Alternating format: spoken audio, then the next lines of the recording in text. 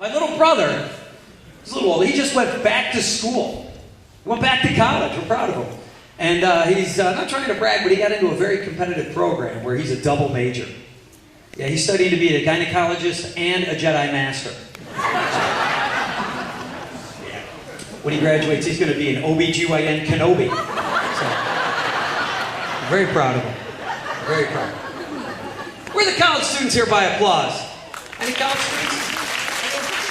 How many people have ever started college in your life? I don't care if you finished it. Yeah. I hope it worked. College didn't really work for me. You know what? College didn't really prepare me for the real world. I had no marketable skills. I think colleges should focus less on teaching theoretical concepts and more on teaching useful marketable skills. So, you know, what would help you in the real world? How to read, use, and understand acronyms, for example. I could have really benefited from a course like Acronym-Based Content 101, or ABC1 for short. It's an acronym. I know it's not that funny. But that would have been a tough course. You get final exam questions like, if a GI named JR goes AWOL from the USMC for some R&R, enrolls at USC to play QB and is MVP of the BCS on ESPN with a torn ACL, says IDK to the NFL to get his BS and double E and his MBA from MIT, gets hired as a VP in HR by HSBC but meets on the QT with the CEO of AOL, gets 5 to 10 for a bad IPO, but cops a plea with the IRS to keep his 401k and avoid Chapter 11 by working pro bono as a CPA for the EPA, NDC for W, and the GOP. Should JR be A-OK with the status quo, or should he cash in his IRA and work OT on the C shift at the IHOP while he gets his PhD from RIT?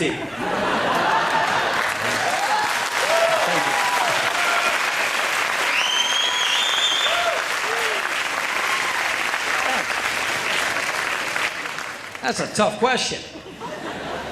I just wrote boots. So, I know a lot of you guys looking at me thinking, you know, he must have been a big stud athlete in high school.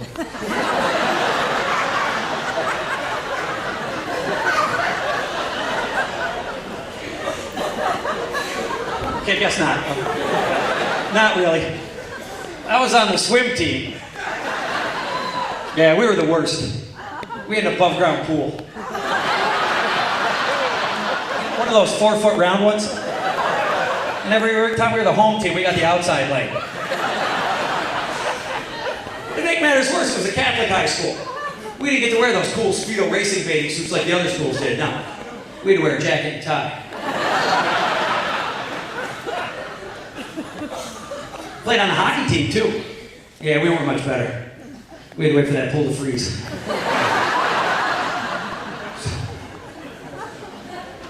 So the kids asked me for a pet. They've been pushing the issue lately. They said to me, Dad, I want a cat. Daddy, can we get a cat? And now this is quite a dilemma for me, because you know what? I hate cats. But I love my kids. So we compromised a couple weeks ago. I brought home Chinese takeout.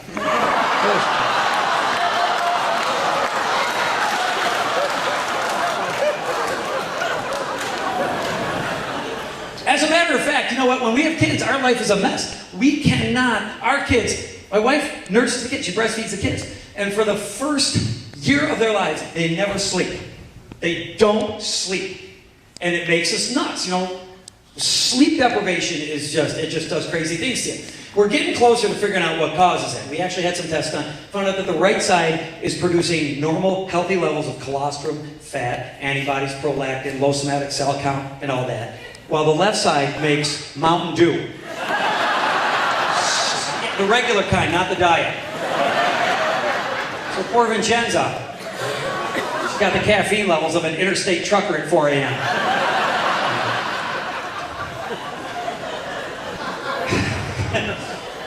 Raising kids these days, like I said, it's the first time I've tried it. You know, you should try it sometime.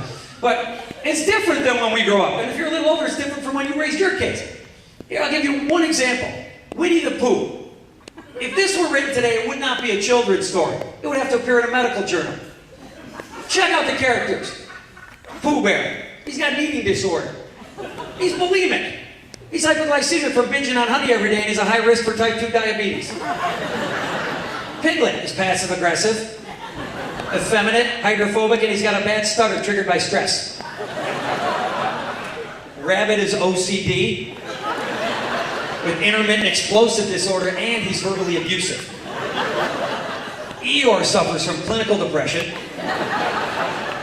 Owl is dyslexic and delusional. Gopher has oppositional defiant disorder. He's a cluophobic, and he's got a severe malocclusion accompanied by severe overjet. Kanga and Roo are in a very codependent relationship, with separation anxiety and a possible marsupial Oedipal complex. So who does that leave? Tigger. Tell me he's not ADHD, huh? He's not, and this has never been properly diagnosed. Christopher Robin better quit his frolicking around looking for his inner child, get himself into a good pharmaceutical program, where he can have access to enough Prozac, Ritalin, and insulin to take care of his imaginary friend's issues, but they're going to have to change the name of the 100-acre wood into the $100 copay.